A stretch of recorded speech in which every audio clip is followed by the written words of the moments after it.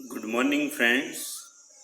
આજે આપણે standard 12 arts unit 1માં read 2 જે પોએમ આવે છે સનરાઈઝ ઓન ધ કાંચનજંગા એના વિશે વાત કરવા જઈ રહ્યા છીએ.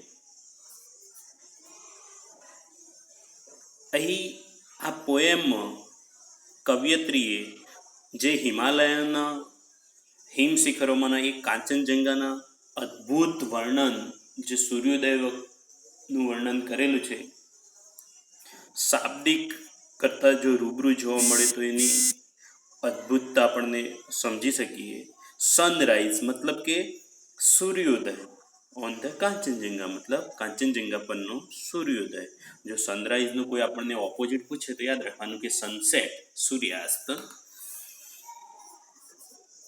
અહીંયા કવયત્રીએ એના શબ્દરૂપી એક નાનકડો પ્રયાસ કર્યો છે, જે કવયત્રી ક્રિસ્ટીના આલ્બર્ટ્સ કાંચનજંગાના સૂર્યોદય વિશે શું કહેવા માગે છે તેનો ટૂંક પરિચય મેળવીએ તો હિમ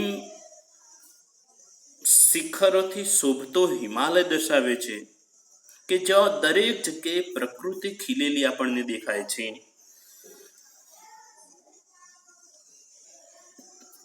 હિમાલયના જુદા જુદા પર્વતોમાંનો આ એક છે કાંચનજંગા. આ પર્વતની સુંદરતા અજોડ છે અને તેમાં તો સૂર્યોદયના કિરણો જ્યારે તેના પર પડે છે ત્યારે તેની સુંદરતા વધી જાય છે. સવારે પવનના સુસવાટા સાથે વિવિધ રંગો આબેહૂબ દર્શાવ્યા છે. દુનિયામાં કાંચનજંગા 3જા નંબરનું સૌથી ઊંચું શિખર છે. અહીં વિદેશી કવયત્રી સૂર્યોદયથી એટલી અભિભૂત થઈ જાય છે કે કાંચનજંગાને હિમાલયની રાણીનું બિરુદ આપ્યું છે. જ્યારે સૂર્યનું પહેલું કિરણ પર્વત શિખર પર મોકલે છે ત્યારે આ પર્વત શૃંગોમાંથી આવતા ગહન ધ્વનિઓ કવયત્રીના હૃદયને રોમાંચિત કરી મૂકે છે. આમ કવયત્રીએ સૂર્યોદયના હિમશિખરનું અદ્ભુત શાબ્દિક વર્ણન જે અહીંયા આપણને આપ્યું છે, એના માટે જે શબ્દો વાપર્યા છે શાશ્વત, એ અહીંયા તમે ચિત્રમાં પણ જોઈ શકો છો કે સવારનું હિમશિખર ઉપર જ્યારે સૂર્યનું કિરણો પડે છે એટલે જાણે કે સુવર્ણમય શિખરો થઈ ગયા હોય એવા આપણને શિખરો જોવા મળે છે કે એની આપણે કલ્પના પણ ન કરી શકીએ. વાસ્તવિક ત્યાં જઈને આ શિખરોને જોવા એ તો આપણું નસીબ કહેવાય. અદ્ભુત નજારો હોય છે કે સમય સમય થોડું સૂર્યોદય ઉપર જાય એનું પ્રકૃતિ ચિત્રણ આખું બદલાઈ જતું હોય છે, તમે જોશો. હવે મિત્રો આપણે આ પોએમને word by sunrise on the Kanchenjunga, Kanchenjunga પરનો સૂર્યોદય. આપણે અહીં વર્ડની સાથે સાથે પોએમ પણ સમજતા જઈશું લાઈન ટુ લાઈન, કે જેથી આપણે એક્ઝામમાં સિમિલર વર્ડ આવે તો પણ કોઈ તકલીફ પડે નહીં. જો ફર્સ્ટ લાઈનમાં કહ્યું કે ધ વેપર રાઇઝ, વેપર મતલબ કે મોઇસ્ચર પાર્ટિકલ્સ, ભેજના સૂક્ષ્મ કણો, જે બાષ્પ કહીએ છીએ, બાષ્પરૂપી જે વાદળી કહે છે કે ઉપર ઉઠે છે ટુ ધ મોર્નિંગ સ્કાઈસ, સવારે સવારે આકાશને અમો જાય છે. Clad in a purple glory, clad, clad મતલબ કે વીંટળાયેલું, કવર્ડ, કેવું ભવ્ય અદ્ભુત એવું વાદળી રંગનું, પર્પલ કલરનું કે છે કે જાંબુડિયા કલરનું આ વાદળી રૂપી બાષ્પ ઉપર ચડે છે. while the love light glows, જ્યારે પ્રેમરૂપી પ્રકાશ પુંજ ચમકી ઉઠે છે. આ સવાર સવારનું વર્ણન કરેલું છે. ઓન ધ ઇટર્નલ સ્નો, જે શિખર ઉપરનો બરફ કેવો કહે છે ઇટર્નલ, ઇટર્નલ એટલે શાશ્વત, કે જે સિમિંગલી એવરલાસ્ટિંગ કહીએ છીએ. એવરલાસ્ટિંગ એટલે જેનો અંત ના હોય, અનંત હોય. એ બરફો ઉપર કે છે કે પ્રેમરૂપી પ્રકાશ ચમકી ઉઠે છે. Upon the summit hoary. Hoary મતલબ કે એન્શિયન્ટ, આ વર્ડ પૂછાયો છે, ઓલ્ડ, યાદ રાખજો કે. અને સમિટ મતલબ કે ટોચ, હિલ ટોપ, મતલબ કે આ વાદળી કે છે છેક ટોચ ઉપર પહોંચી જાય છે. એન્ડ ધ હિમાલયાસ ક્વીન, આ વસ્તુ યાદ રાખજો કે, અને હા, હિમાલયની રાણી, કે પ્રશ્ન પૂછાય કે કાંચનજંગાને શાનું બિરુદ આપવામાં આવ્યું છે, તો ક્વીન તરીકેનું. કેવી કઈ છે, અહીંયા એડજેક્ટિવ વાપર્યા છે એના માટે બે, કામ એન્ડ સીરીન, એકદમ શાંત. સીરીન મતલબ કે એક કામનો સિમિલર જ છે, અને પીસફુલ, એવું આ શિખરને કહ્યું છે. રિટર્ન ધ હેવન્સ ગ્રીટિંગ, જાણે કે સ્વર્ગનું સ્વાગત કરતું હોય, ગ્રીટિંગ મતલબ કે ટુ વેલકમ, એવું દેખાઈ રહ્યું છે. ઇન અ રોબ ઓફ વ્હાઇટ, પાછું કેવું વર્ણન કર્યું છે, જાણે કે સફેદ જબ્બામાં હોય.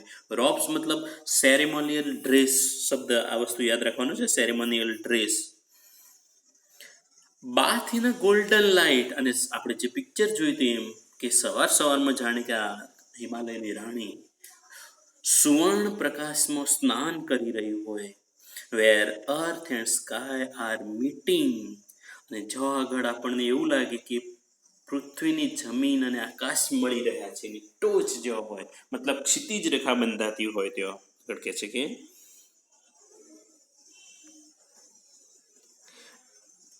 એન્ડ ધ મોર્નિંગ ડ્યુઝ, અને સવાર સવારના પેલા ઝાકળ. આ ડ્યુઝ શબ્દ યાદ રાખજો તમે, મતલબ વોટર ડ્રોપલેટ કહેવાય, કે પાણીના આપણે જેને ઠાર કહેતા હોઈએ છીએ, એ જ્યારે સવાર સવારમાં. એન્ડ મિલોહ્યુઝ, મિલોઝ મતલબ કે moist and rich in texture, મતલબ કે એકદમ ભીનું જે લાગે આપણને, કે છે કે હ્યુઝ મતલબ શેડ ઓફ કલર, મતલબ ભીનો ભીનો કલર છંટકાવ કરી દીધો હોય માઉન્ટેન ઉપર, એવું આપણને લાગે છે કે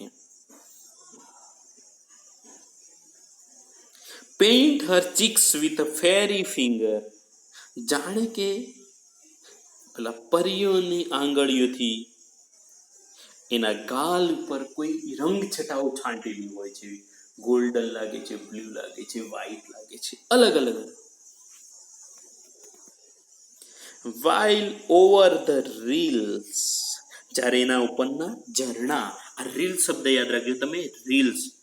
રીલ્સ મતલબ સ્ટ્રીમ, બ્રુક્સ પણ કહેવાય છે, નાના નાના ઝરણાઓ કે છે કે. And the sun kiss the hill, અને જાણે કે સૂર્ય કે છે ટેકરીઓને ચૂમી રહ્યો હોય એવું આપણને લાગી રહ્યું છે. The love light gently lingers, અને પ્રેમ રૂપી જે પ્રકાશ પુંજ છે એ તો જાણે કે ત્યાં ફેલાઈ રહ્યો હોય. લિંગર્સ, આ શબ્દ તમારે યાદ રાખવાનો છે તમારે ખાસ.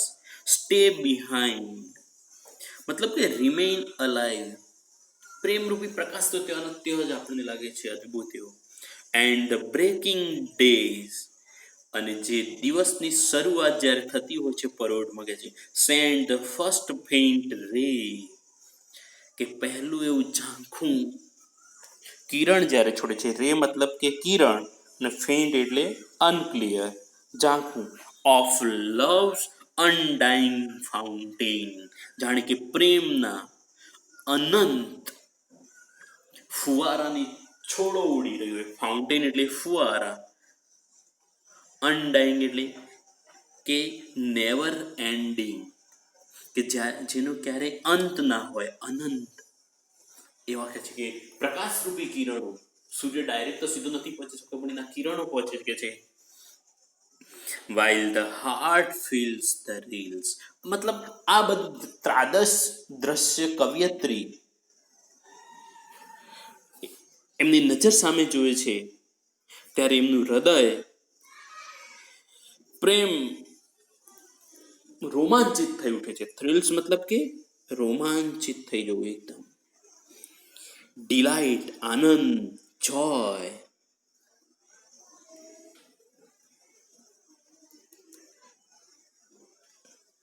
Of the voice from the hills, ક્યારે ગદગદિત થઈ જાય છે કવિયત્રી કે જે ટેકરીઓમાંથી એની પર્વત શૃંખલાઓમાંથી જે અવાજ આવે છે, પવનના સુસવાટાઓનો એક અલગ આપણને અહેસાસ થાય. And the solve that dwells in the mountain. ડ્વેલ શબ્દ યાદ રાખવાનો, પરીક્ષામાં પૂછાયેલું છે. ડ્વેલ્સ મતલબ લાય, લીવ્સ, રિસાઇડ, રહેવું, વસવાટ કરવો, કે જાણે કે આ પર્વતોની આત્મા, સોલ મતલબ આત્મા, માઉન્ટેનમાંથી અવાજો કાઢી રહી હોય તે. અહીંયા વિદેશી કવિયત્રી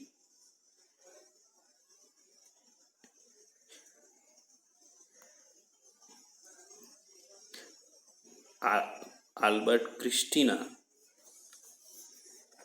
બહુ આબેહૂબ વર્ણન કરેલું છે એને. એના માટેને આપણને વેબસાઇટ પણ આપી છે કે જેના પરથી સારી એવી કાંચનજંગા વિશેની માહિતી મેળવી શકે. હિસ્ટ્રી કે ફર્સ્ટ નંબરનું કયું હિલ સ્ટેશન છે, માઉન્ટ એવરેસ્ટ, માઉન્ટ ગોડવિન મતલબ K2 બીજા નંબરનું છે, અને ત્રીજા નંબરનું કાંચનજંગા છે. એ તમે અભ્યાસ મેળવી શકો છો મિત્રો. હવે અહીંયા થોડી ગ્લોસરી આપી છે, આપણે એને જોઈ લઈએ છીએ. જો વેપર્સ, જે આગળ વાત કરી કે મોઇસ્ચર પાર્ટિકલ્સ મતલબ કે બાષ્પ, ક્લેડ કવર એટલે વીંટળાયેલું, ઇટરનલ એટલે સિમિંગલી એવરલાસ્ટિંગ મતલબ